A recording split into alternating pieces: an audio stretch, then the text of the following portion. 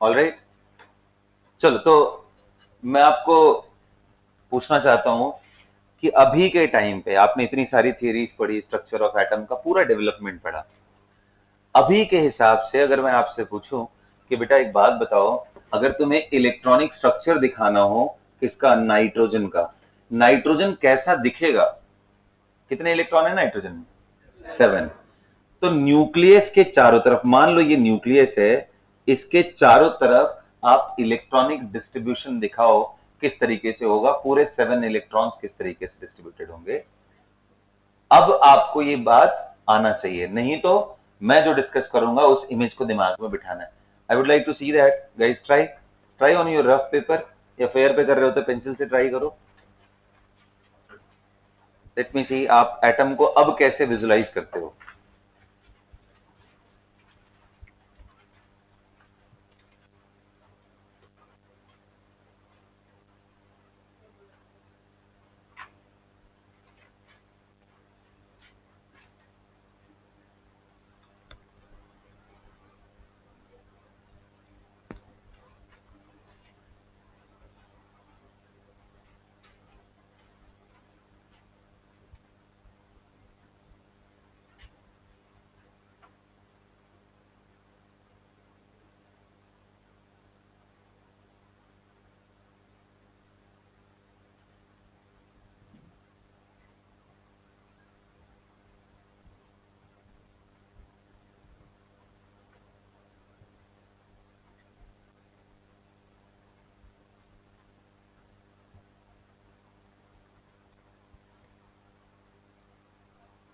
करिए, आप लोग अपना एफर्ट मारिए।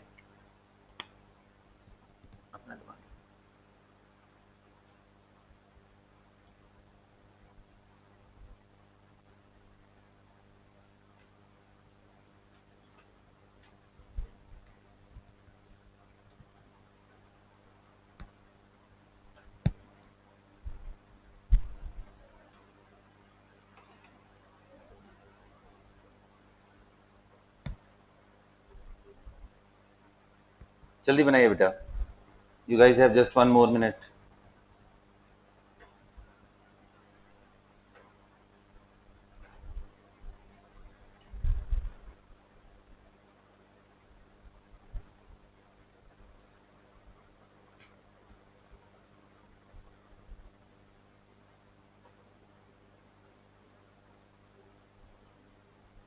चलो ठीक है, फाइन।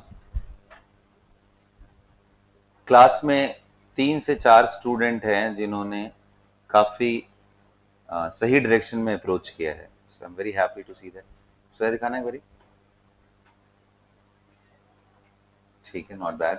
यस, नहीं बना? आओ चलो दिखाता हूं। देखो, अगर पुराने पिक्चर को लेकर के चले तो नाइट्रोजन कैसा दिखना चाहिए? आपने पढ़ा होगा कि भाई पहला शेल है और उसमें कितने इलेक्ट्रॉन है? 2। ऐसे ही दिखाते थे पहले ना। फिर 5 इलेक्ट्रॉन है, कहानी खत्म हो गई।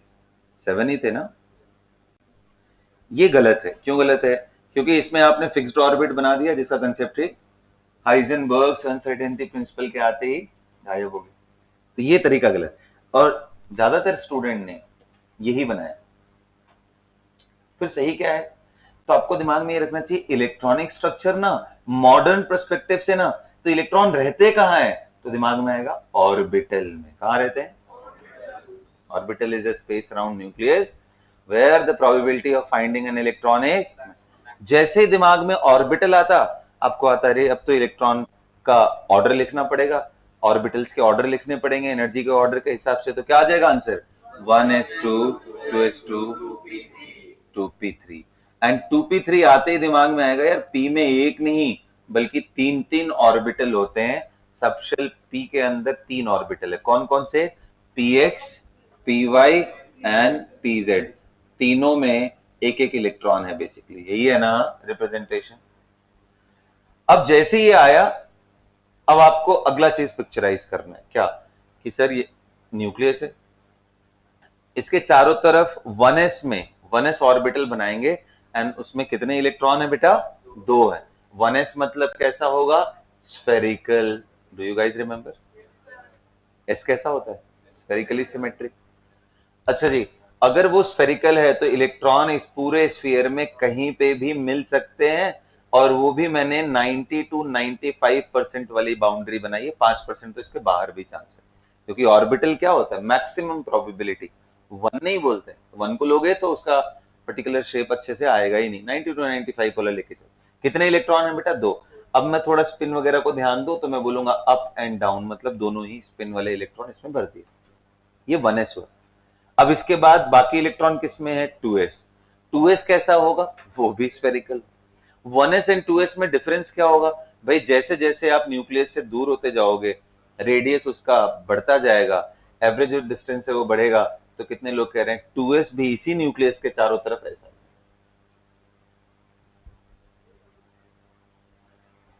2s में रहने वाला electron, again probability dot dot dot, बीच में 2s में एक नोड भी आता है, तो मैं वो सब कंसीडर नहीं कर रहा हूं। 2s के इलेक्ट्रॉन इवन इस पेरिफेरी को भी क्रॉस करते हैं।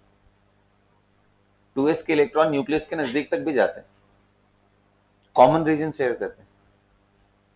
इस बात का कंफर्मेशन क्या है, इसके पास एक नोड है। अगर आप साई का ग्राफ देखो तो आपको ध्यान होगा कि ये प्लस एंड माइनस, बीच में क्या है, नोड। देखो न्यूक्लियस के नजदीक आ रहे हो, साई है। प्रोबेबिलिटी का भी ग्राफ देखते हैं तो याद है ऐसे बनता है,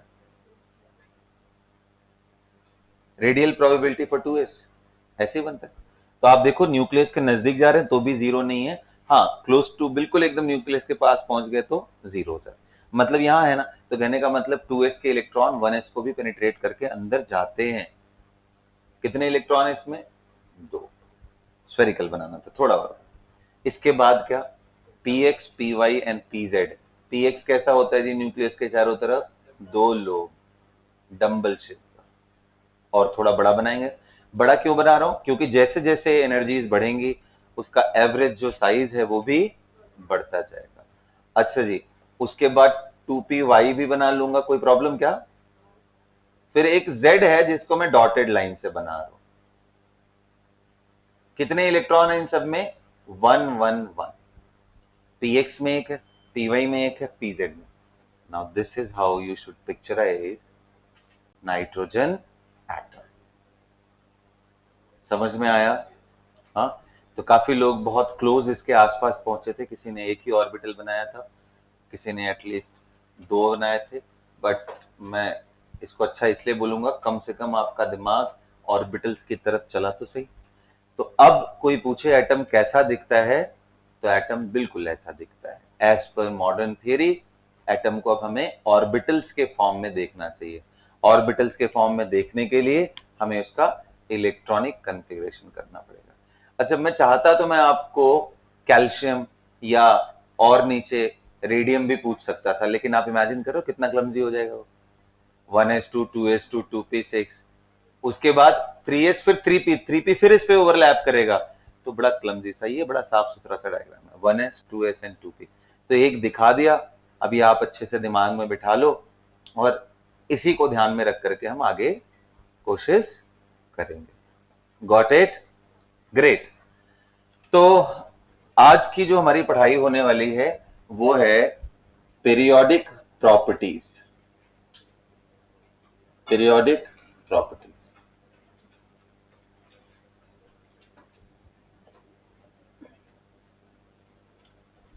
देखो बेटा, ये जो चैप्टर नंबर 3 है एज पर एनसीईआरटी, इस पीरियोडिक प्रॉपर्टीज के अंदर 2 पार्ट हैं। एक है development of the periodic table, कि भाई एलिमेंट जब हमें नोन हो रहे थे तो मॉडर्न पीरियोडिक टेबल बना कैसे। उसमें डॉबरिनर ट्रायड का रूल है, लोथर मेयर का कर्व है, उसके बाद आप देखोगे तो हेलिक्स का स्ट्रक्चर आता है, एंड ऐसे करते करते करते करते करते करते लास्ट में हम लोग कहां पहुंचते हैं, modern periodic table based on the law of मोजले।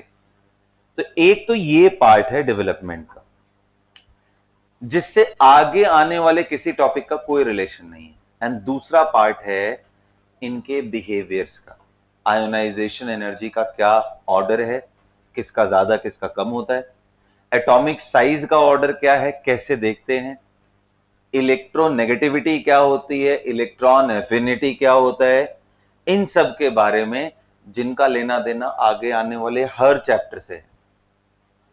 तो अभी हम लोग जो पढ़ेंगे अगले 2 दिन, हमारा फोकस रहेगा periodic properties associated with atoms. हम लोग फिगर आउट करें, पीरियोडिक ट्रेंड देखें, डेवलपमेंट का पार्ट अभी नहीं करेंगे। Is that clear? वो कहानियां हैं, आप पढ़ के आओ, मैं आपको काम दे दूंगा, आप पढ़ के आना, विल डिस्कस दैट। ओके, लेकिन अभी हम लोग क्या पढ़ने जा रहे हैं? Periodic properties.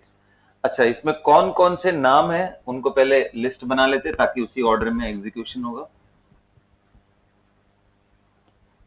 सबसे पहले कोई भी पीरियोडिक प्रॉपर्टी समझने से पहले हमें 2 टर्मिनोलॉजी जान लेनी बहुत जरूरी है, सिग्मा एंड जेड स्टार।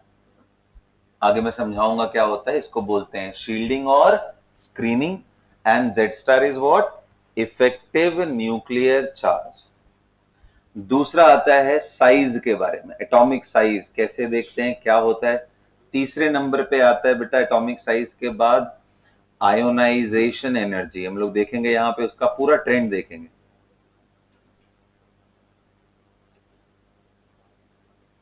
इसके बाद देखेंगे इलेक्ट्रॉन गेन इंथैल्पी, एंड इसी के साथ इसमें और एक टर्म है इलेक्ट्रॉन एफिनिटी, इनमें क्या डिफरेंस है इसको समझेंगे।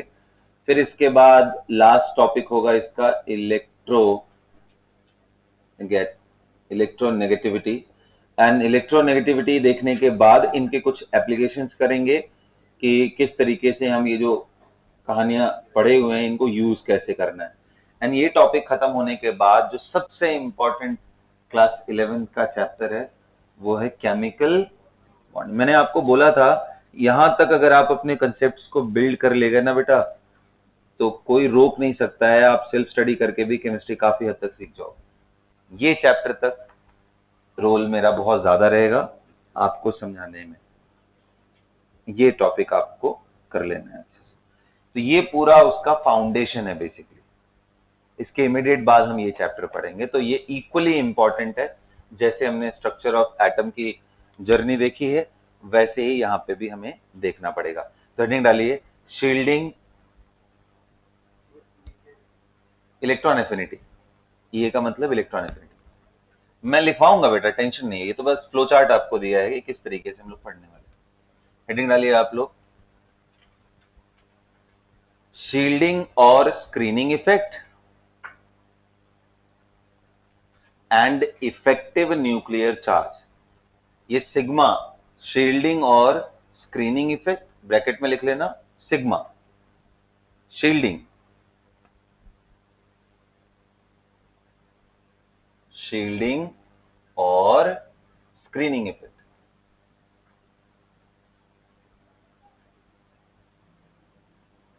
इसी को सिग्मा बोलते हैं।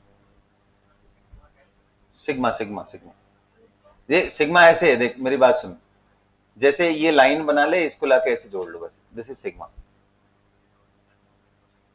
ठीक है, हाँ मतलब ऐसे करके, ये कौन सा लेटर बोलेंगे इसको है, हाँ पी को उल्टा कर दो एंड फिर इसको लेटा दो। ओके चलो ठीक है, शील्डिंग और स्क्रीनिंग इफेक्ट, ये जो लेटर है इसको क्या बोलते हैं बेटा? सिग्मा। ओके, शील्डिंग और screening effect and effective nuclear charge, effective nuclear charge यानी जेड स्टार के। तो आइए समझते हैं पहले, फिर इसके कहानियों के बारे में लिखेंगे। सबसे पहले समझते हैं क्या होता है। तो मैं वही एग्जांपल लूंगा सोडियम का। तो बेटा सोडियम के अंदर आप देखो तो electron 1s 2s and 2p and 3s यहां तक प्रेजेंट। अगर मैं पूछूं कि भाई ये जो सबसे बाहर वाला इलेक्ट्रॉन है यानी 3s का, इस पे जरा न्यूक्लियर फोर्सेस, न्यूक्लियस की तरफ लगने वाला फोर्स है, मैं उसकी बात कर रहा हूं। तो आपको मालूम है कि सोडियम के पास कितने प्रोटॉन है बेटा न्यूक्लियस में? 11 प्रोटॉन।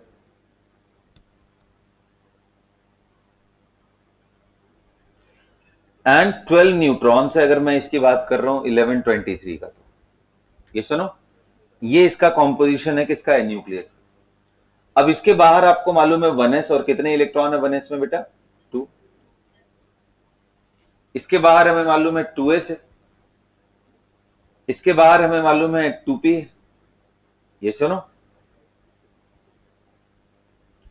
और इसके भी बाहर कौन है, 3s का है।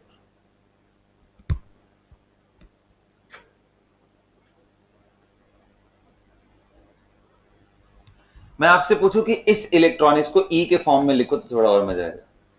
इस इलेक्ट्रॉन पे लगने वाले सारे फोर्सेस के बारे में डिस्कस करते हैं। तो आप बोलोगे सर एक फोर्स, तो ये जो न्यूक्लियस है वो अपनी तरफ लगा रहा है, F towards nucleus, attractive force है।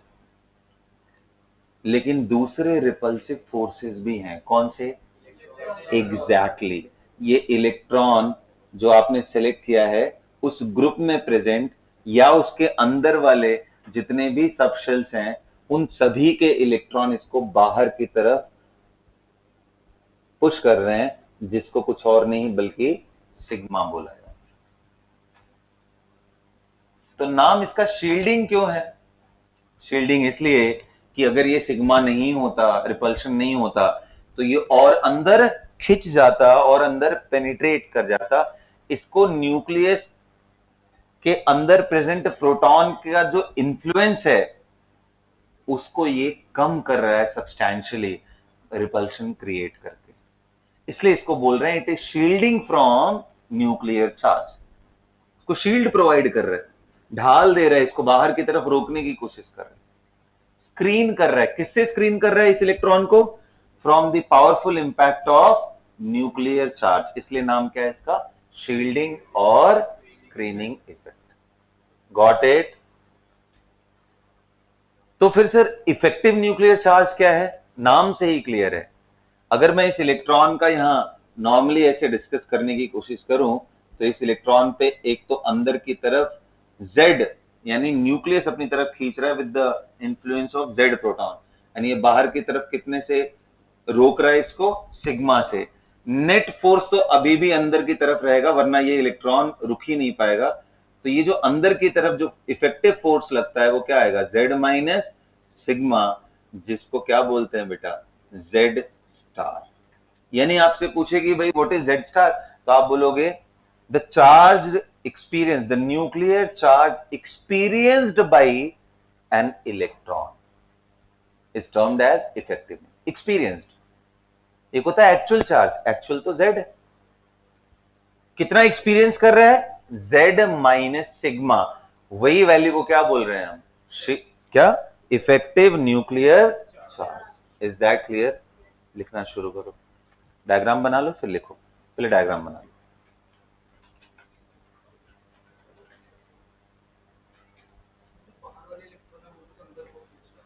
करेंगे करेंगे उसको डिस्कस।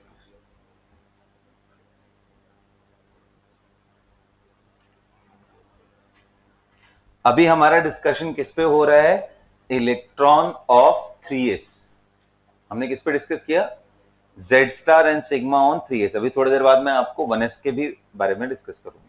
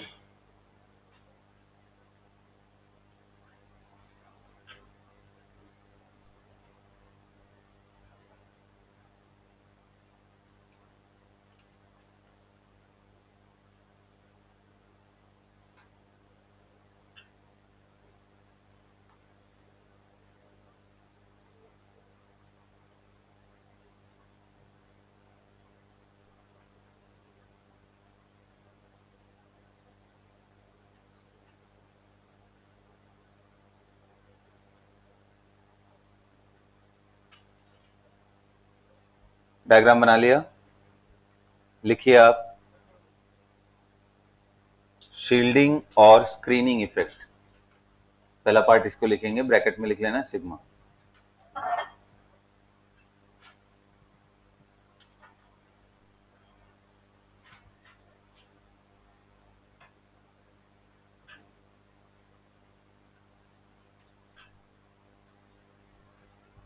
देखो, शील्डिंग और स्क्रीनिंग, शील्डिंग और screening is caused by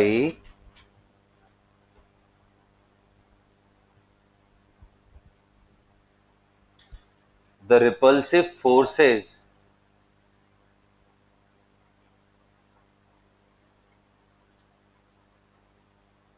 from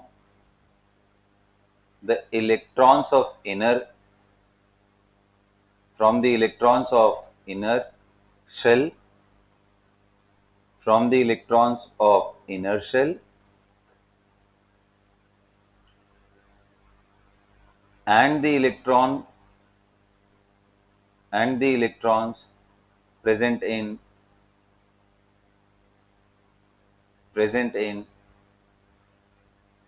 same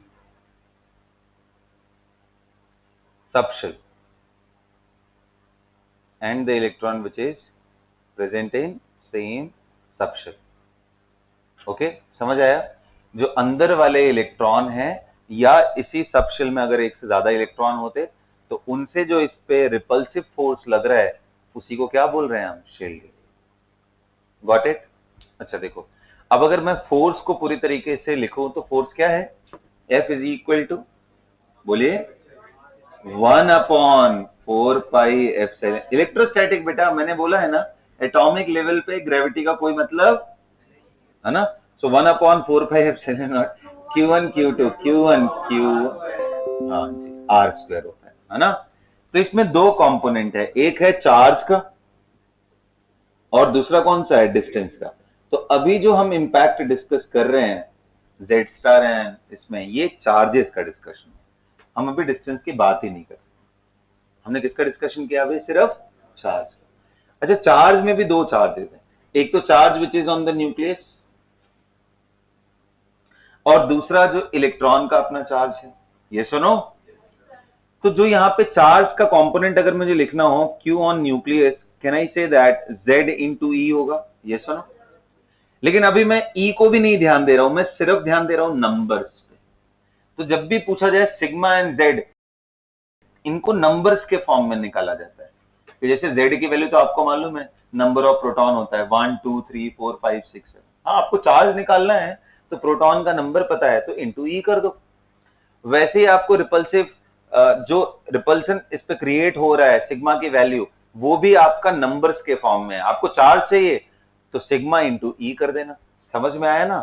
तो एग्जैक्टली ये फोर्स भी नहीं है, हाँ फोर्स का एक पैरामीटर है, सिर्फ एक कंपोनेंट है जिसका हम यूज कर रहे हैं, which is very very important component, that is in terms of charge. Is that clear?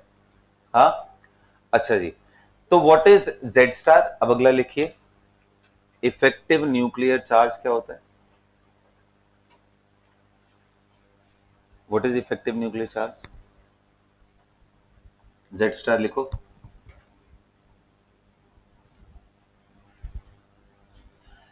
The charge experienced by the charge experienced by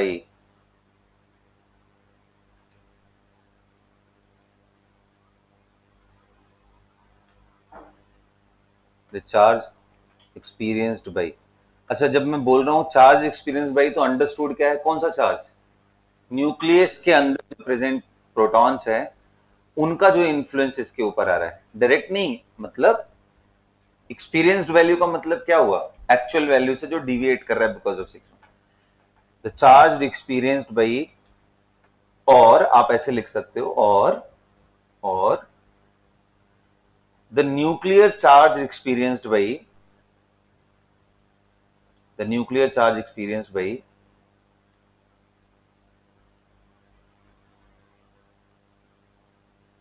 an outer electron।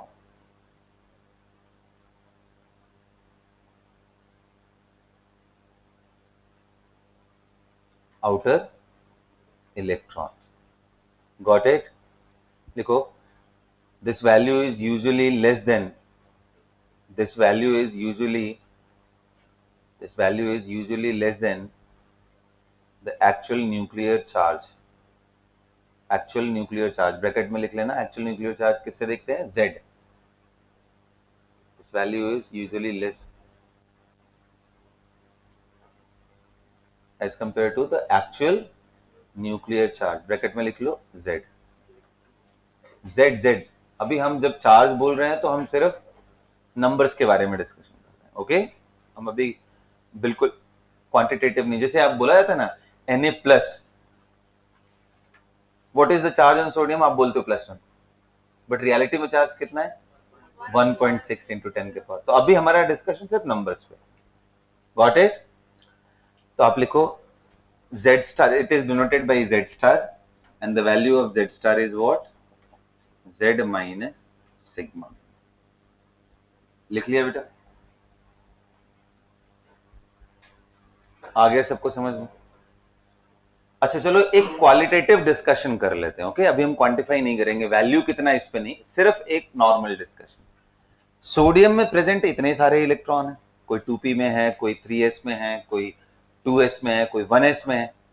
आपसे मैं नॉर्मल अगर ये क्वेश्चन पूछूं कि बेटा एक बात बता, इस पे अगर मैं डिस्कशन करूं Z स्टार का एंड Z स्टार का इसमें प्रेजेंट जो इलेक्ट्रॉन है उसको डिस्कशन करूं और इसका comparison Z star of 3s से, तो तुम्हें क्या लगता है किस पे Z स्टार की वैल्यू ज्यादा आएगी? किस पे ज्यादा आएगा Z star? Effective nuclear charge की वैल्यू ज्यादा किस पे आएगी? यानी इनडायरेक्टली मैं ये पूछ रहा हूं किस पे अंदर की तरफ फोर्स ज्यादा लगेगा? 1s पे. क्यों 1s पे आपने बोला? क्यों 1s पे?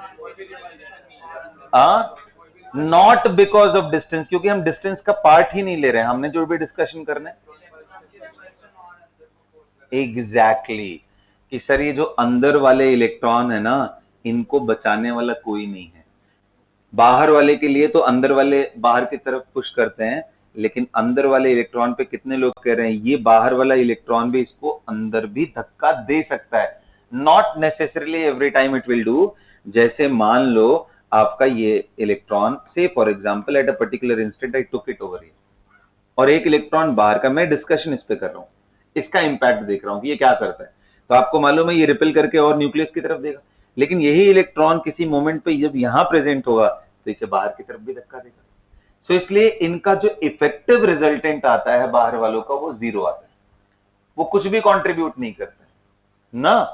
सो theoretical contribution from any electron which is present in outward shell is 0, क्योंकि कभी वो रिपेल कर रहा है तो कभी अट्रैक्ट कर रहा है, इसलिए कहानी 0 हो जाती है. Is that clear? तो जो सिग्मा का कंट्रीब्यूशन आता है हमेशा वो या तो सेम सबशेल में कोई इलेक्ट्रॉन प्रेजेंट हो उसके वजह से आता है, या उसके अंदर जो प्रेजेंट हो उसके. तो बता, इस पे अगर सिग्मा की वैल्यू बहुत कम होगी, बाहर की तरफ धक्का बहुत कम लग रहा है, तो अंदर की तरफ तो खींचिए Z से रहा है ना, तो इसलिए इस पे सबसे ज्यादा स्ट्रांग लगेगा. इसके बाद इस पे, और सबसे कम किस पे लगेगा? बाहर वाला. Z स्टार की वैल्यू सबसे कम किस पे होगी? बाहर के.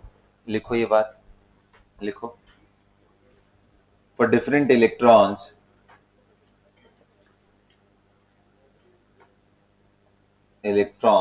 of sodium, different electrons of sodium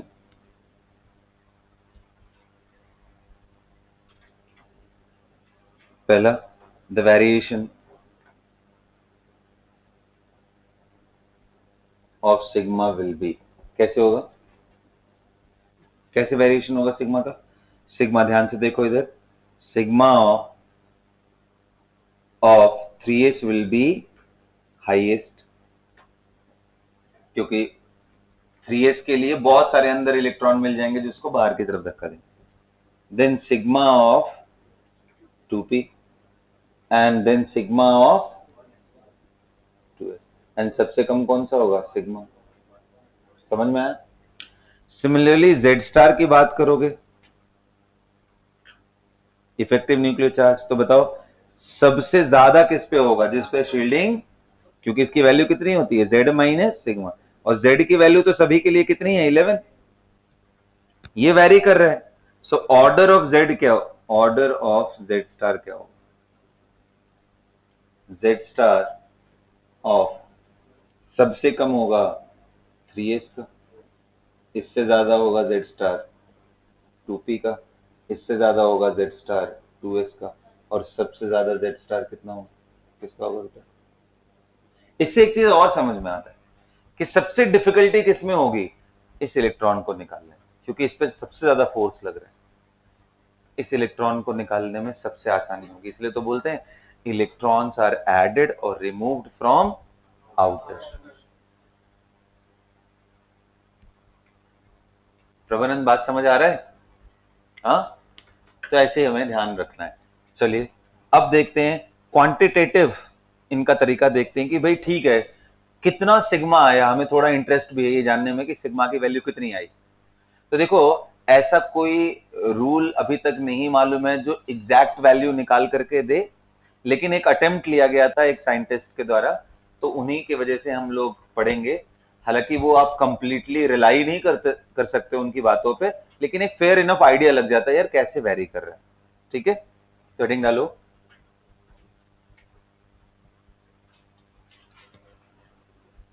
वही पढ़ने जा रहे हैं, इसमें कैलकुलेशन करना है, हमें थोड़ा फास्ट करना है। ठीक है, हेडिंग डालिए आप, स्लेटर्स रूल।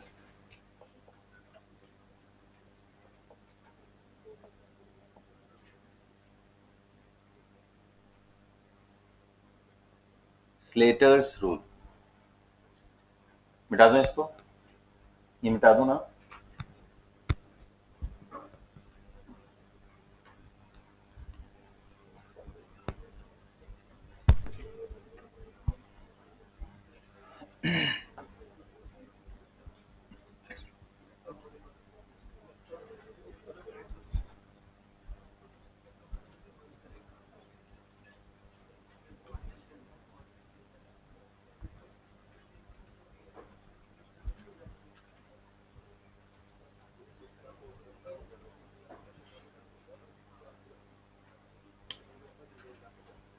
स्लेटर्स रूल के बारे में अब हम लोग डिस्कशन करने वाले। ओके, तो अब ये रूल क्या बोलता है, सबसे पहले इनके रूल के हिसाब से समझते हैं एंड फिर देखेंगे।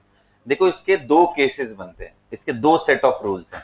पहला जो सेट ऑफ रूल्स है वो तब के लिए है जब आप जो इलेक्ट्रॉन सेलेक्ट कर रहे हो जिसपे आपको सिग्मा निकालना है वो s या p सबशेल में प्रेजेंट है। और जो दूसरा सेट ऑफ रूल है वो उन इलेक्ट्रॉन्स के लिए है जो इलेक्ट्रॉन d या f सबशेल्स में प्रेजेंट है।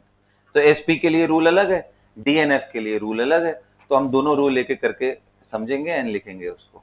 तो लिखो, this rule is used to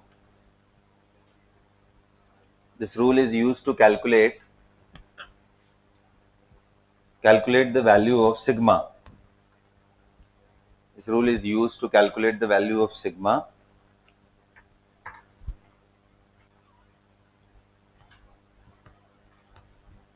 for electrons present in different subshells. For electrons present in different subshells of an atom. This rule is used to calculate the value of, बोलिए, sigma for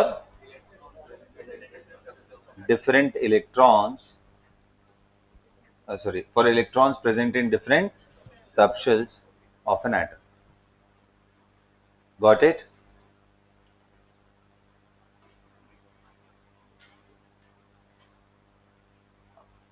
तो इसमें कैसे करेंगे, इसमें इसके steps लिख लेते हैं।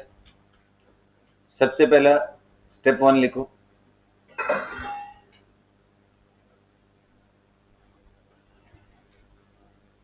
लिखो, first of all we have to convert the electronic configuration. लिखो, first of all we have to convert the electronic configuration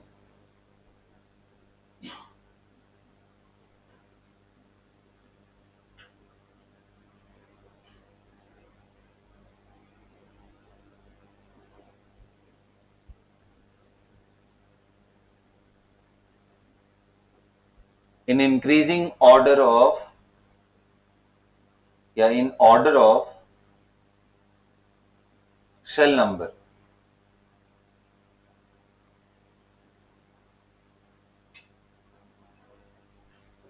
okay, अगला लिखो इसी में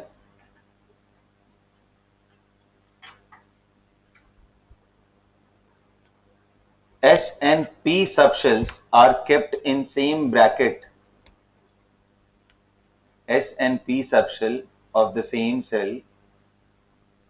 S and P subshells of same shell is kept in same bracket. अभी समझाता हूं इसका मतलब क्या है. Same bracket and D and F are kept in different brackets. D is kept in different bracket and F is also kept in different bracket. Okay, अभी मैं आपको लिख के दिखाऊंगा तो समझ में आ जाएगा, लिख लेना. बट D एंड F ये अलग अलग ब्रैकेट में are kept in different brackets, इनको सेम में नहीं रखते हैं, डिफरेंट ब्रैकेट्स. अब आ जाओ आपको समझाता हूं इसका मतलब क्या है. इसका मतलब ये है जो भी आपने इलेक्ट्रॉन भरा हुआ है उसको ऐसे अरेंज करो. 1s, 1 में तो p होता नहीं, 2s एंड 2p होता है तो इनको साथ रखो sp. 2d नहीं होता है. 3s एंड 3p होता है, इकट्ठे रखो. 3d भी होता है, उसको अलग रखो. फिर 4s 4p इकट्ठे रखो. 4p 4d को अलग रखो एंड 4f को भी अलग रखो. ऐसे अरेंज करना है and dot dot dot. I hope you got the idea कि हमें करना क्या है. आपको इलेक्ट्रॉनिक कॉन्फ़िगरेशन पहले तो लिखना है एंड उसके बाद इस हिसाब से उसको रीअरेंज करके लिखना है सिर्फ. अभी हम करेंगे एक दो न्यूमेरिकल तो समझ में आ जाएगा. लिख लिया? लिखो ऐसे.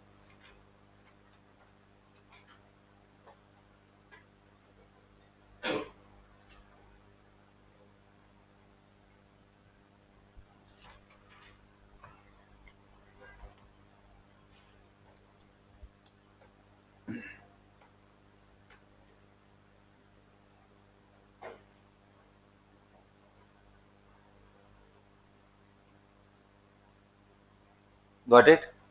अब आप लिखिए केस 1. केस 1 देखेंगे, जैसा मैंने आपको दो केसेस बताए थे कि इलेक्ट्रॉन अगर S और P में प्रेजेंट हो उसके लिए रूल 1 है एंड रूल 2 है तब जब D एंड F में प्रेजेंट हो. लिखो case 1 when sigma two be calculated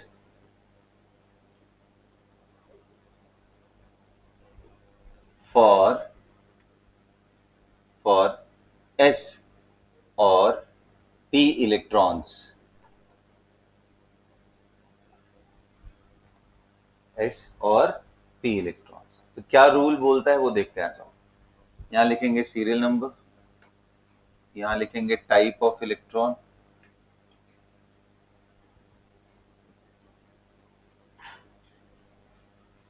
और यहां लिखेंगे सिग्मा वैल्यू पर इलेक्ट्रॉन.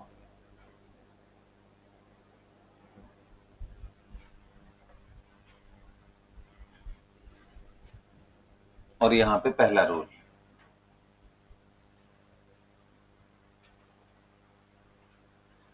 अब साथ के साथ ना कुछ और बातें भी मैं आपको सिखाते चलता हूं ताकि आपको इसमें कोई कंफ्यूजन ना आए. जैसे मान लो हमने सोडियम का किया था ना, 1s2 2s2 2p6 3s1. अब इनको इस कॉन्फ़िगरेशन के हिसाब से लिखना हो तो 1s को ग्रुप बना दो, 2s 2p को एक ग्रुप बना दो, 3s एंड 3p में कोई है ही नहीं तो छोड़ दो.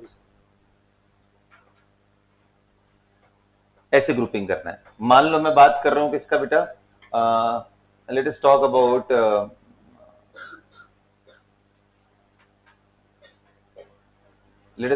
क्लोरीन. क्लोरीन का एटॉमिक नंबर कितना होता है? 70. 1s2 2s2 2p6 इनको तो ग्रुप में रख दो. फिर बताओ 3s2 3p 6 या 7 17 हो गया. काउंट कर लो एक बार. हो गया ना? अच्छा जी. तो ये क्लोरीन का ऐसे हो गया। तो अब ये ग्रुपिंग बना लिया। अब 3D में तो कोई इलेक्ट्रॉन ही नहीं है, तो इसलिए इसको ऐसे छोड़ दो। अब ये रूल क्या बोलता है कि जैसे मान लो आपको कैलकुलेट करना है किसके लिए, for an electron which is present in 3s। Rule ये बोलता है कि जो भी इलेक्ट्रॉन सेलेक्ट किया है उसके जो बाहर की तरफ इलेक्ट्रॉन्स है उनकी वजह से सिग्मा का वैल्यू क्या आएगा, 0। अभी तो हमने सीखा था कि बाहर वाले इलेक्ट्रॉन कभी अंदर की तरफ धक्का देते हैं, कभी बाहर की तरफ, तो आउटसाइड वाले इलेक्ट्रॉन का कंट्रीब्यूशन क्या होता है, 0। ये रूल भी यही बोलता है, पहला ही यही है। अगर ये इलेक्ट्रॉन हमने सेलेक्ट किया जिसपे हमें सिग्मा निकालना है, जेड स्टार निकालना है, उसके राइट साइड वाले जितने भी सब शेल्स होंगे उनके द्वारा जो इलेक्ट्रॉन का सिग्मा वैल्यू कंट्रीब्यूशन होगा वो कितना होगा, 0। समझ आया? लिखना स्टार्ट करो, टेबल बनाओ। Electrons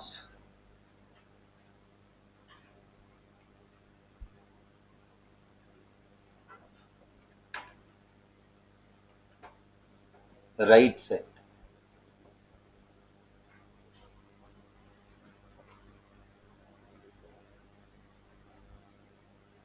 with respect to selected electrons present in right side with respect to selected electron। selected electron का मतलब जिस इलेक्ट्रॉन पे आप क्या निकालना चाहते हो, सिग्मा एंड जेड स्टार का सिग्मा वैल्यू कितना होगा बेटा, 0।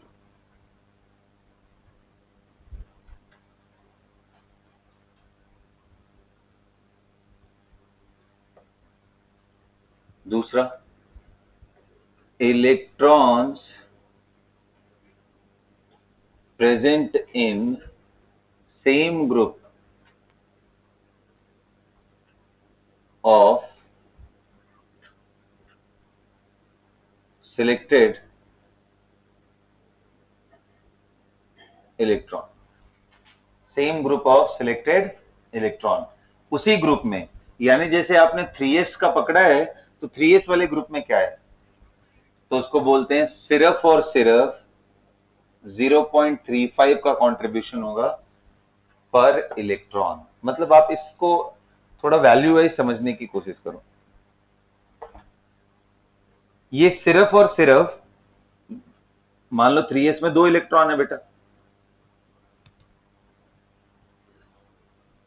तो न्यूक्लियस की तरफ अगर 1 प्रोटॉन इज अट्रैक्टिंग, एक प्रोटॉन का जेड में कंट्रीब्यूशन कितना होता है, 1 का। जैसे जैसे प्रोटॉन बड़ा हो गया वैल्यू 1 1 1 करके बढ़ती जाएगी, लेकिन इस इलेक्ट्रॉन को इसके रिपेल करने की एबिलिटी सिर्फ इसका 0.35। मतलब अगर ये 100 न्यूटन से अंदर खींच रहा है तो ये सिर्फ 35 से ही उसको बाहर धक्का।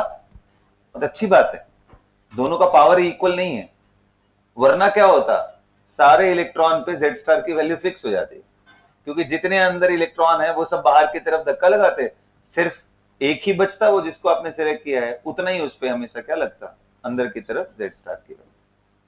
तो अच्छा ही है कि ये कम है, और होना भी चाहिए कम, क्योंकि हर इलेक्ट्रॉन का रिपल्सिव एबिलिटी सेम नहीं होगा, वो अलग अलग होगा। तीसरा रूल आता है, electrons present in n-1th shell. मतलब कि यहां पे जो आपने इलेक्ट्रॉन सेलेक्ट किया इसका n का वैल्यू कितना है, 3। तो n-1 का मतलब क्या हुआ, सेकेंड शेल। तो सेकेंड शेल में प्रेजेंट जितने भी इलेक्ट्रॉन है सभी का अपना पावर कितना है, 0.85। Make sense also. अंदर जैसे जैसे जाता जा रहा है उसका रिपल्सिव एबिलिटी बढ़ता जा रहा है, अब 85% के आसपास पहुंच गया है, अभी भी बराबरी नहीं किया प्रोटॉन का। एक प्रोटॉन अगर 100 न्यूटन से खींच रहा है तो ये बाहर धक्का कितने से दे रहा है रक्षिता, सिर्फ 85% ऑफ दैट वैल्यू, यानी 85 न्यूटन से। लेकिन यही मैं करूं किसके लिए, और थोड़ा नीचे चला जाऊं, further inside,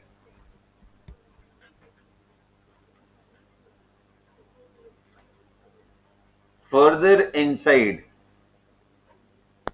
that is electrons present in n minus 2th shell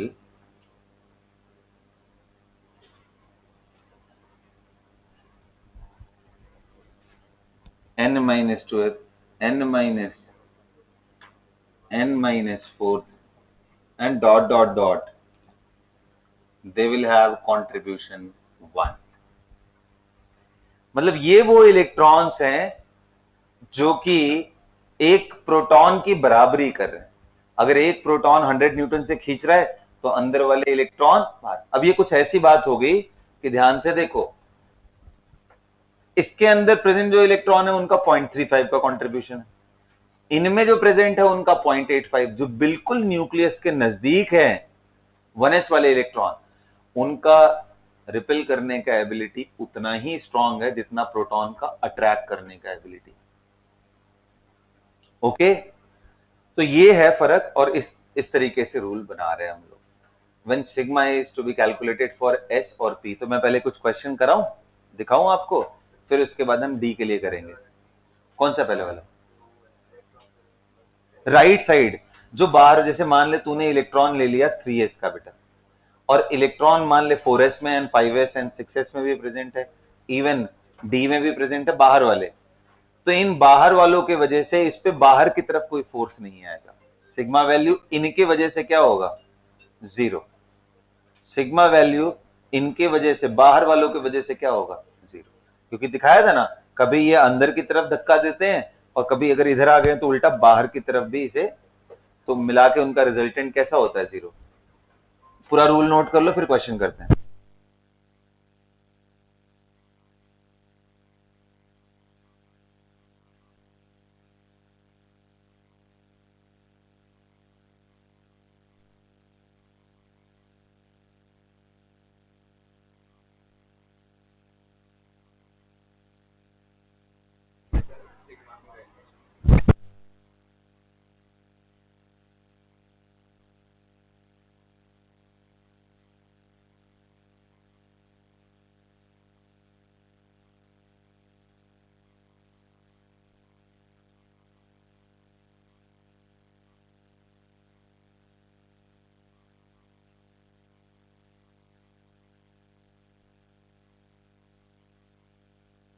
चलो क्वेश्चन करें, लिखो। Calculate the value of, question लिखिए, अभी अपने आप क्लियर हो जाएगा। Calculate the value of, calculate the value of sigma and z star. Calculate the value of sigma and z star for following, for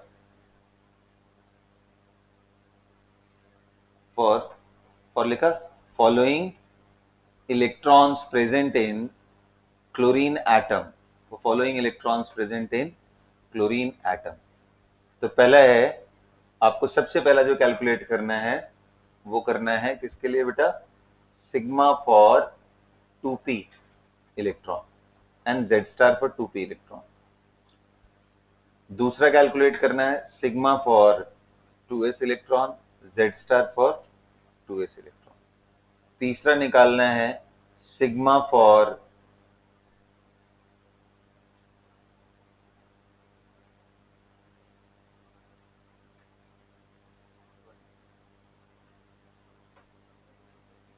one S and fourth आपको जो निकालना है sigma on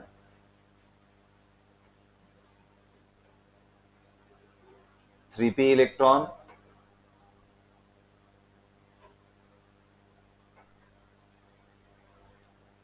z star on 3p। Fifth निकालना है which is last is sigma on, आप बल्कि इस order में करो, अच्छा है, मैं बता दे रहा हूं आपको। Sigma on, sorry, z star on 4s electron, अरे सॉरी 4s क्यों लिख रहा हूँ, 3s इलेक्ट्रॉन, 3s के नहीं लिखा है ना ऊपर, ठीक। Sigma on 3s and z star on आप बेटा इस ऑर्डर में निकालो। आप सबसे पहले इन्हीं दोनों का निकालो ये वैल्यू, तब आपको थोड़ा और इजीली अंदर की तरफ समझ में आएगा। First calculate the value of sigma and register for 3p। सबसे पहले ये निकालो, मैं यहाँ पे नंबरिंग कर दे रहा हूँ, उसके हिसाब से आप निकालो। इसको पहले निकालो, इसको सेकंड नंबर पे, उसके बाद इन सबको निकालो। पहले इसको, पहले ये दोनों निकालो, फिर अपने आप आ जाएगा। चलो ट्राई करो, क्योंकि उनमें सारी रेंज यूज हो जाएंगे।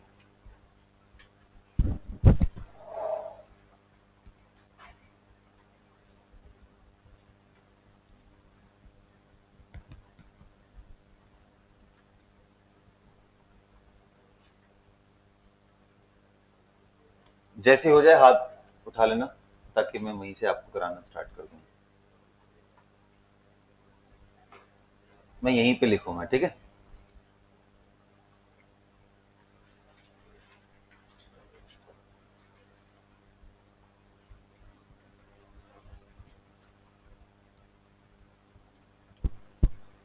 कैलकुलेशन थोड़ा फास्ट करेंगे, बेसिक है बेटा बिल्कुल।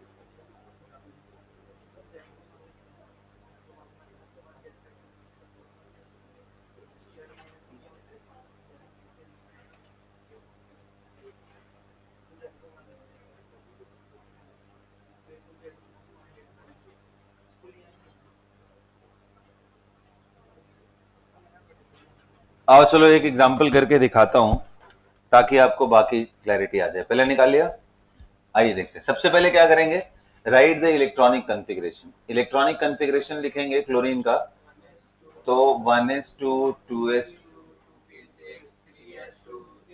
यहां तक आएगा। अच्छा जी, इसके हिसाब से rearrange as per Slater's rule.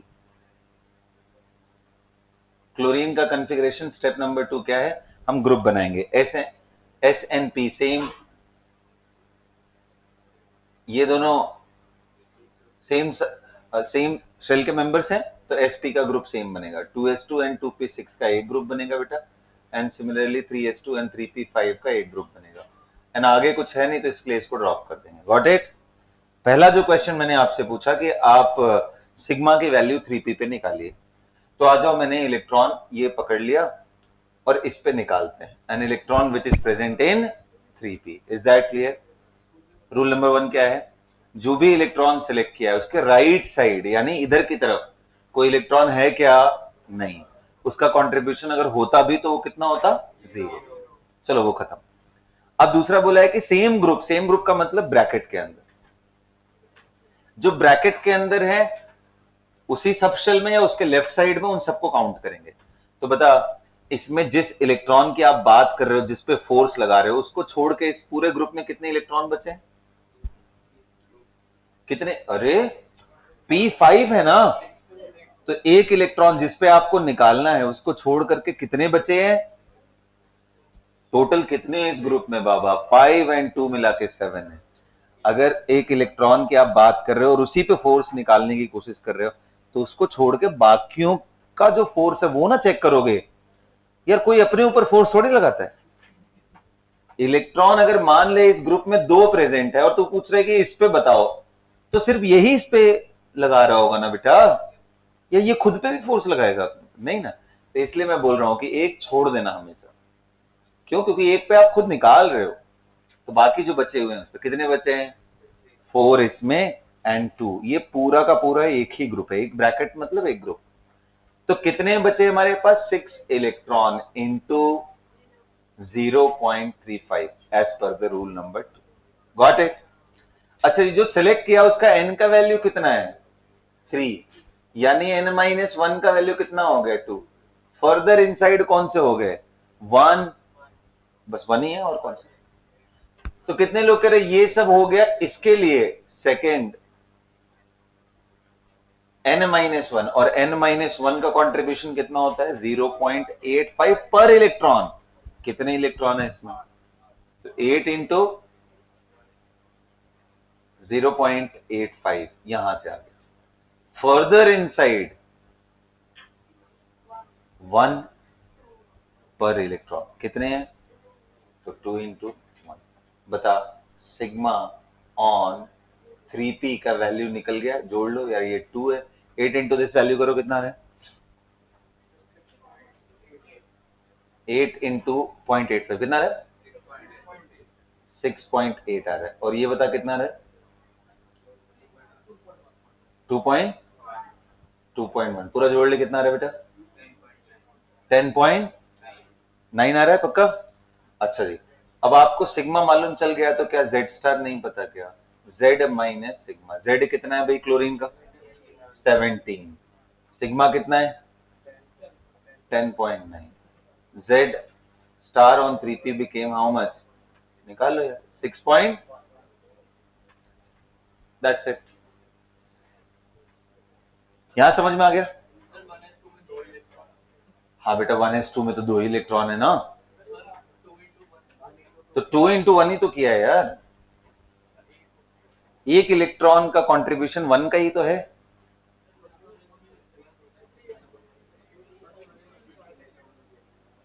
Three S to 3p5 में 6 इलेक्ट्रॉन कैसे हो गए, तुम्हारे हिसाब से कितना लेना चाहिए, 7। हाँ देखो, मैं वही समझा रहा था, ध्यान से सुनो, फिर से वही सेम क्वेश्चन आ गया कि सर ये बताओ इसमें तो इलेक्ट्रॉन 7 है, आपने 6 क्यों लिया। तो उसका रीजन ये है कि मुझे सिग्मा वैल्यू इस p के अंदर प्रेजेंट किसी एक इलेक्ट्रॉन पे कैलकुलेट करना है ना, उसको छोड़ के कितने इलेक्ट्रॉन बचे, 6, तो इसलिए वो 6 इस पे रिपेल कर रहे होंगे, ठीक है। हाँ जी बेटा, सभी का हो गया, चल मैं दूसरा भी दिखा, आ जाओ सिग्मा, एक बार आप खुद से एफर्ट लगाओ, क्योंकि ये कैलकुलेशन हमें करने हैं, थोड़ा जल्दी करने हैं बेटा ना।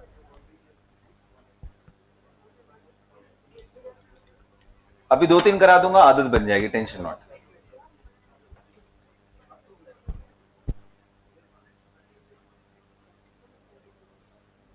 चलिए, तो हो गया 3p का। अब अगला तू एक बार 3sn इसका निकालना, तो सिग्मा फॉर 3s निकालो। कैलकुलेट नहीं करोगे पेन उठा के तो कुछ नहीं सीखोगे, इसलिए करो, चाहे गलत करो नहीं फर्क पड़ता है, बट उसको करो एक बारी।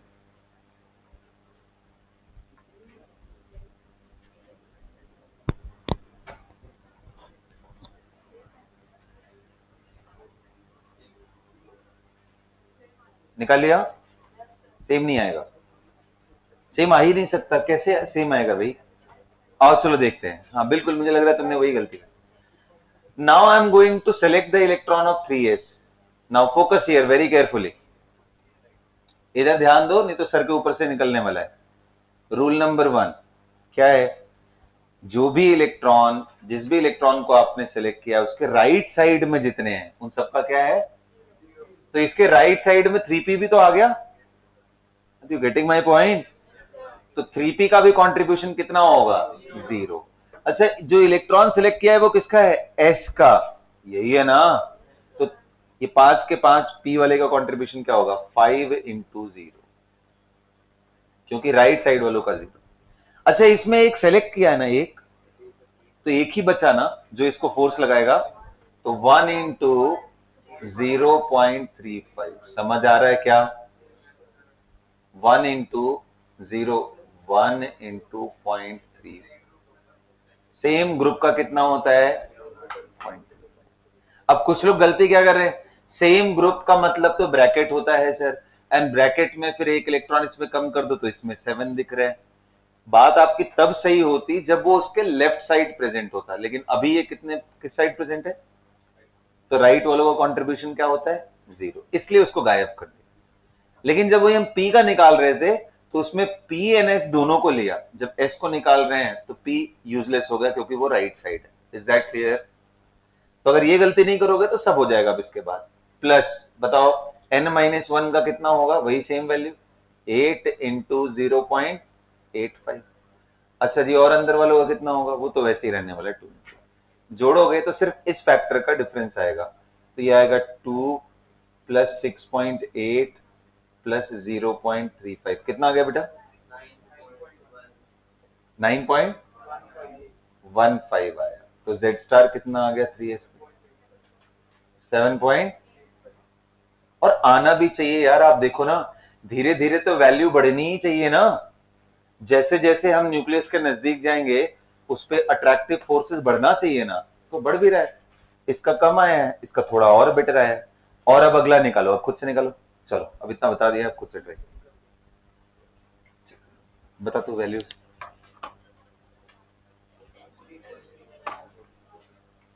कौन सा? कोई नहीं, उसी ऑर्डर में 1 2 3 कर दो। 1 2 3 कहने का मतलब जो पहले लिखा था मैंने, कौन सा? 2p का। जैसे इस तरफ से आ रहे हैं ना, पहले 3p निकाला, फिर 3s, फिर आ जाओ 2p पे, फिर 2s एंड फिर 1s, ऐसे आ जाओ।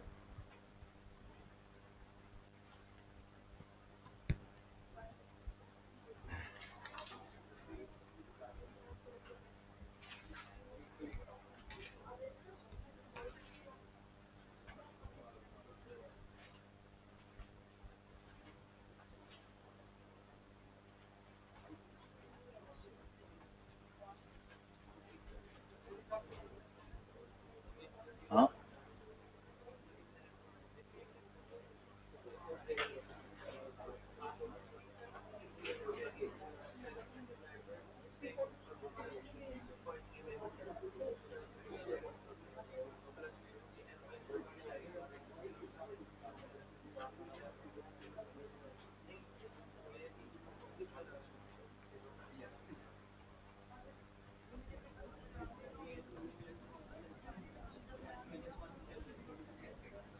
चलो आ जाओ बेटा, कैलकुलेट करते हैं सिग्मा फॉर 2p। बता सिग्मा फॉर 2p। अब मैं इसको सिलेक्ट कर रहा हूं, इसके राइट साइड में जितने भी हैं उनका कंट्रीब्यूशन क्या हो गया? 0। कितने थे? 7। 7 इंटू 0 प्लस एक मैंने जिसपे इलेक्ट्रॉन, जिसपे हमें फोर्सेस निकालने उसको छोड़ के कितने बचे हैं? तो 5 इसमें एंड 2, ये दोनों सेम ग्रुप का, तो कितना आ गया? 7। सेम ग्रुप का कितना? 0.35 प्लस। अब इसके लिए n की वैल्यू कितनी थी बेटा? 2। तो n-1 कितना हो गया? ये this will behave as n-1। समझ में आ रहा है? रक्षिता ध्यान दो बोर्ड पे जब मैं बता रहा हूं। ये सेकंड का कंसिडर किया, तो n-1 करूंगा तो 1 आएगा। तो इसके लिए कंट्रीब्यूशन कितना होगा रक्षिता?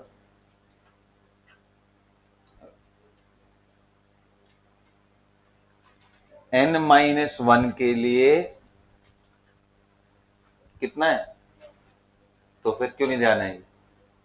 0.85 इंटू 2। अब क्या फर्दर इनसाइड कुछ बचा है क्या? नहीं, तो इसलिए कुछ नहीं करेंगे, इतना ही लिखेंगे। कितना आया वैल्यू बता बेटा? पक्का 4.15 आ रहा है। ओके जी, जेड स्टार निकालते हैं। 2p पे कितना आएगा? जेड माइनस जेड कितना है? वो तो 17 है, माइनस ये वैल्यू 4.15 कितना आ रहा है बेटा? 12.85। और ज्यादा आ रहा है, आना भी चाहिए। अब आ जाओ देख लेते हैं सिग्मा ऑन 2s, इस पे निकालना है। जब इस पे निकालना है तो राइट साइड वालों का क्या हो गया? 0। इसमें एक इलेक्ट्रॉन बचा है 1 इंटू 0.35, अंदर वाले में 2 बचा है 2 इंटू 0.85। वैल्यू कितनी आ गई? 1.7, 2.05। अच्छा, इसका जेड स्टार का वैल्यू कितना आ गया? 17 माइनस 2.05 कितना आ गया बेटा? 95। ओके बेटा, ऐसे ही कितने लोग कह रहे सिग्मा ऑफ 1s निकालने जाओगे सबसे कम आएगा। एक ही इलेक्ट्रॉन है, 1 इंटू 0.35। कितने लोग कह रहे हैं जेड स्टार की वैल्यू कितनी आएगी 1s? सबसे ज्यादा आना भी चाहिए, है ना? कितना आ गया? 16.6।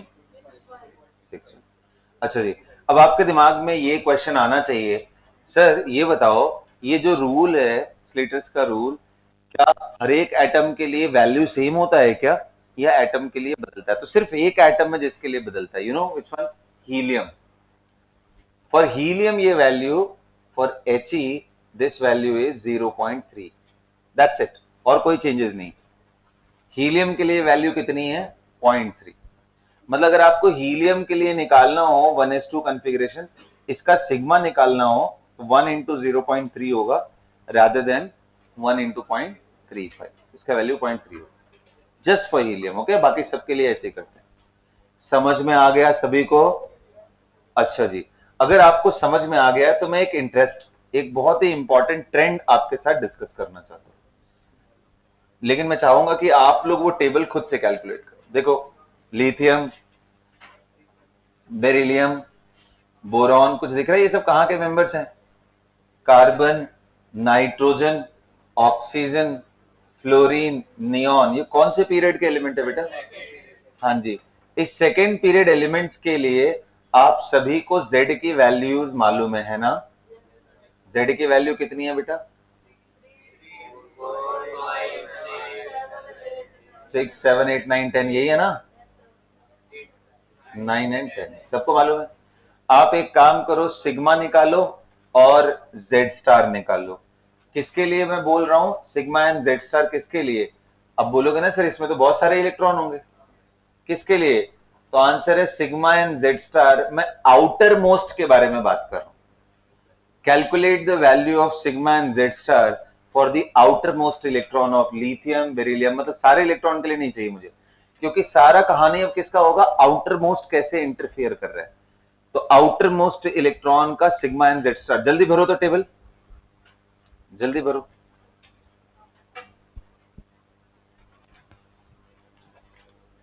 देखते हैं सबसे पहले किसका कंप्लीट होता है। ओके,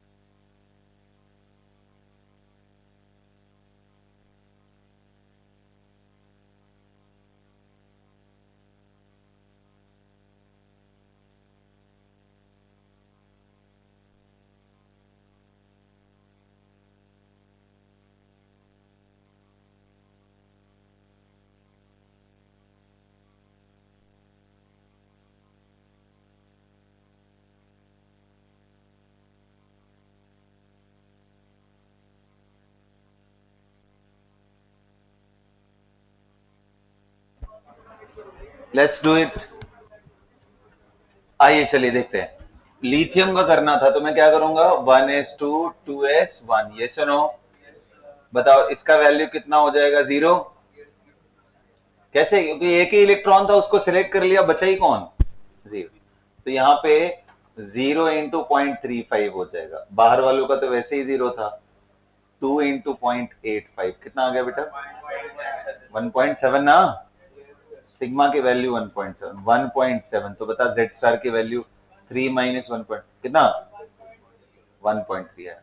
बेरिलियम के लिए करना हो तो बेरिलियम 1s2 2s2, ये बता एक लिया तो एक ही बचा, 0.35 इंटू 1, और इसका 0.85 इंटू 2, ये 1.7 प्लस 0.35 कितना आ गया, 2 ये 4 माइनस दिस वैल्यू कर कितना रहे। ओके जी, बोरॉन के लिए करते हैं। बोरॉन 1s2 2s2 2p1, बच्चों समझ में आ रहा है क्या। इसके लिए निकालने की कोशिश कर रहे हैं तो भाई अब इसमें एक इलेक्ट्रॉन ही है, ये दो है, तो 2 into 0.35 plus 1.7, basically 2 into 0.85, 1.7 plus ये करोगे तो कितना आ गया, 0.7, कितना आ गया 2.4, ये आ गया 2.4, कितना आ गया ये 2.6। सभी तो अच्छा, कुछ ट्रेंड देख रहे हो क्या आप, 0.7 के बाद 0.35 ऐड हुआ, फिर 0.35 ऐड हुआ, समझ में आ रहा है ऐसा क्यों हो रहा है, क्योंकि जो भी इलेक्ट्रॉन है वो 2s एंड 2p के ही ग्रुप में एक एक करके ऐड हो रहे हैं, और सेम ग्रुप में कोई ऐड हो तो कितना कंट्रीब्यूशन करता है, 0.35, इसलिए हर वैल्यू बढ़ती जाएगी, तो इसका 0.35 बढ़ा दो, 2.75, इसका देखना 3.1 आ रहा है, इसका देखना 4 3.8, चेक करो सभी का ऐसा आना चाहिए, नहीं आया तो आप रिकैलकुलेट करना, देखना कहां गलती हो रही। कितने लोग का ये आ रहा है टेबल, हाथ उठाओ, वेरी गुड वेरी गुड। कहां गलती हुई, हरनूर कहां गलत हुआ, पूरा निकाला भाई, तो यहां तक सही है, ठीक है फिर कोई है। इसके बाद वही पैटर्न के हिसाब से देख लो, 0.35 बढ़ रहा है, अब अपना बढ़ दो। अब ये वैल्यू बताते जाओ, 2.6 के बाद 6 माइनस दिस वैल्यू बताते जाओ। हाँ बढ़ेगा, लेकिन अब यहाँ सामने ही लिखा हुआ है तो क्यों दिमाग लगाए। 6 माइनस दिस वैल्यू बता कितना रहा है, ये बता 7 माइनस 3. ओके जी, ये 4.5, ये बता 4.55 ना, हाँ ये क्या समझ में आ रहा है कि जब भी हम लेफ्ट टू राइट जाते हैं, सुनो ध्यान से, when we move from left to right in a period, the value of z star gradually increases। एक बात बता, अब तुम लोगों से ना बहुत सारी चीजें ऐसे ही निकलवा सकते हैं, देखो ध्यान से, z स्टार बढ़ेगा आउटर मोस्ट इलेक्ट्रॉन पे, तो कितने लोग कह रहे हैं इसका मतलब अंदर की तरफ फोर्स बढ़ रहा है, अंदर की तरफ फोर्स बढ़ेगा तो एटॉमिक साइज डिक्रीज, इसलिए एक रूल है, when we move from left to right in a period the atomic size decreases gradually। समझ में आया क्यों हो रहा है, बिकॉज अट्रैक्टिव फोर्सेस बढ़ते जा रहे हैं और इलेक्ट्रॉन सेकेंड शेल में ही ऐड हो रहा है, तो जैसे जैसे इलेक्ट्रॉन बढ़ाओगे वैसे वैसे ये अंदर की तरफ, और हमें क्या लगता है ज्यादा इलेक्ट्रॉन तो ज्यादा दूर तक फैलना चाहिए उसको, बट ऐसा नहीं है, बल्कि लेफ्ट से राइट जा रहे हैं तो साइजेस छोटे होते जाएंगे। तो यहाँ एक कंक्लूड करके लिख लेना, as we move from left to right in a period the value of Z star gradually increases. As we move from left to right in a period, the value of Z star gradually increases. The value of Z star gradually increases.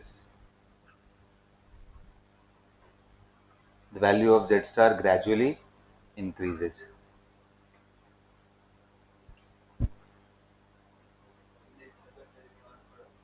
Lithium का size, lithium का size neon से बड़ा होगा? हाँ जी, बहुत बड़ा होगा। चले किया जाए, डिस्कस किया जाए। अब ये हो गया ना? ओके बेटा, अब अगला चीज देखो। अच्छा, अब ये बात लिख लेना, उसी में कंक्लूड करके और लिख लो आगे।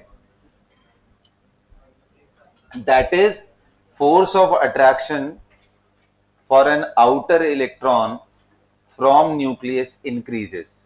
जेड स्टार बढ़ने का मतलब क्या है? That is force of attraction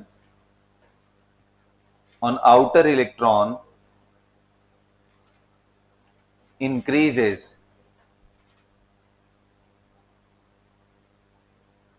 when we move from left to right in a period.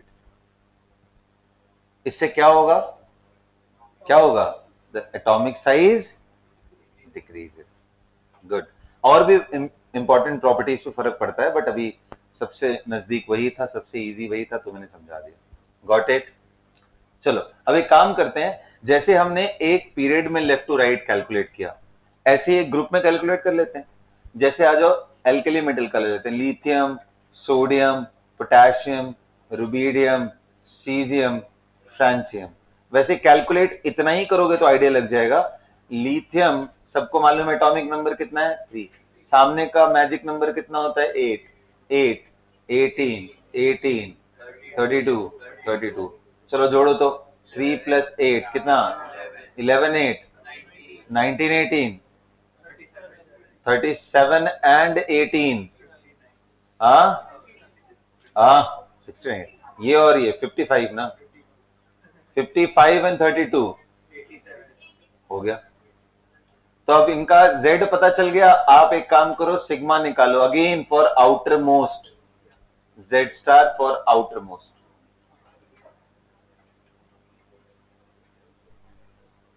जितना जल्दी निकाल दोगे मैं क्लास ओवर कर दूंगा, जल्दी खत्म करो।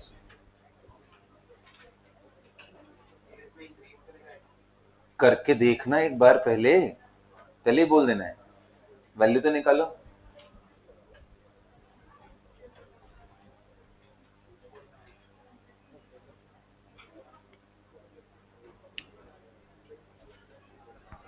Be quick everyone.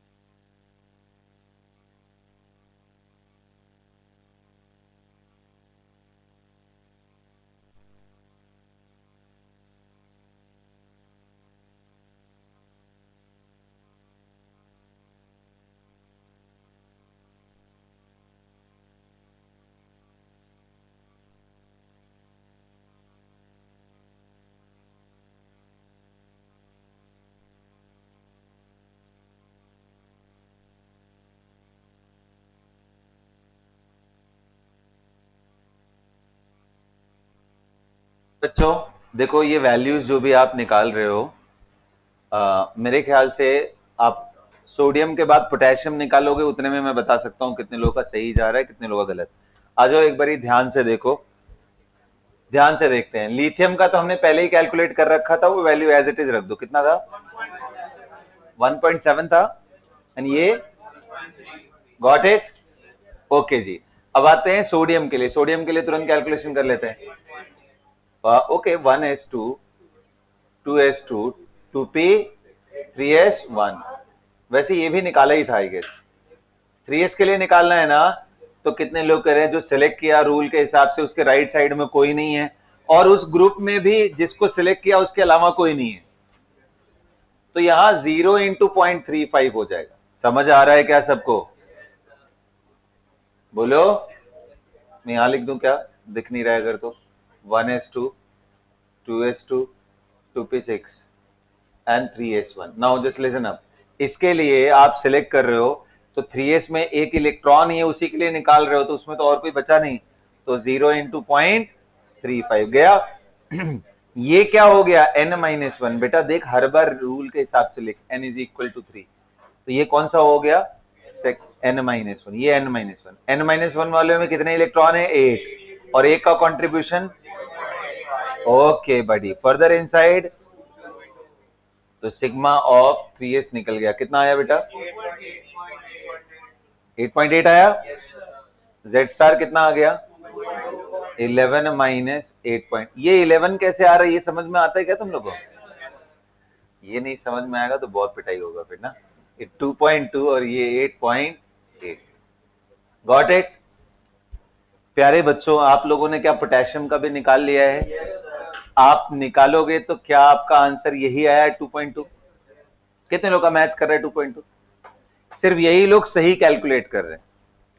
इतना ही नहीं, अगले वाले का भी 2.2, अगले वाले का भी 2.2 एंड अगले वाले का भी 2.2 आएगा। ये घर पे जाके टेबल भर लेना। मैं तुम्हें सिर्फ इतना फ्रीडम दे रहा हूं कि तुम इसको निकाल के दिखाओ बस।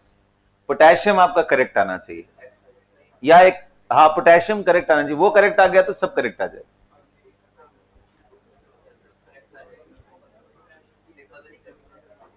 करके देखो, सिग्मा निकालो। हाँ वो तो इसमें से दिस माइनस दिस कर लो।